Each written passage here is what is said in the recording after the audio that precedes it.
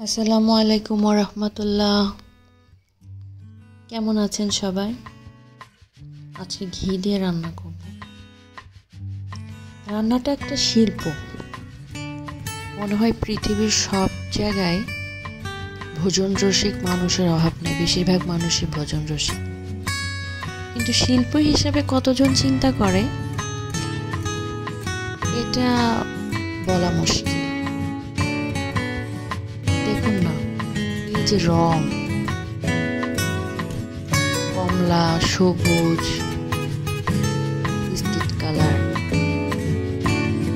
এই যে কালো জিরার কালো রংটা, এই যে পেঁয়াজের রংটা, পেঁয়াজের আবার কত রকমের রং হয়, সাদা হয়, গোলাপি হয়, যেমন হলদিতে হয় একটা।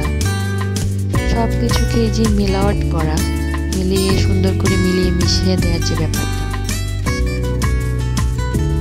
সেটা কেমন?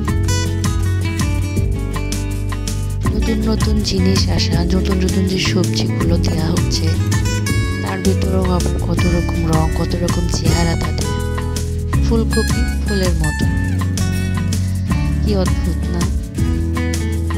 এক একজনের চেহারা এক এক রকম, ঠিক মানুষের মতো। মানুষের জীবনে যেমন একটার পর একটা জিনিস আসতে থাকে, একটা সমস্যা বা একটা আনন্দের খবর বা সমস্যা ঘটনা ঘটতে থাকে, রান্নাটাও না ওরকম মনে হয় আমার কাছে।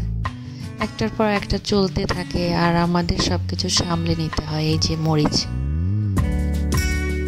হচ্ছে রান্নার স্বাদ বাড়ানোর, মানে কি বলবো এটাকে, রাজা বলা যায় না। রাজা তো হচ্ছে মনে হয় লবণ, জানি না, তাহলে মরিচ হয়তো রানী। আপনারা কি বলেন? এই মুহূর্তেই এটা মাথায় আসলো, আগে চিন্তা করে রাখিনি আমি।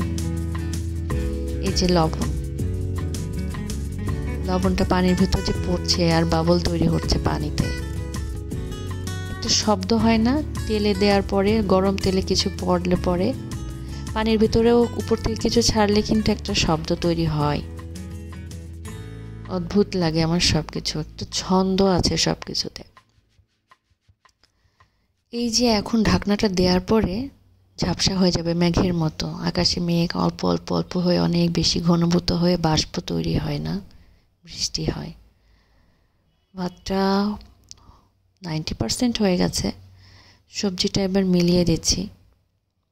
এই যে আলতো করে সবজি মেলানোর যে ব্যাপারটা, সুন্দর করে মিলিয়ে মিশিয়ে, আমাদের জীবনে এরকম কত রকম ঘটনা ঘটে না?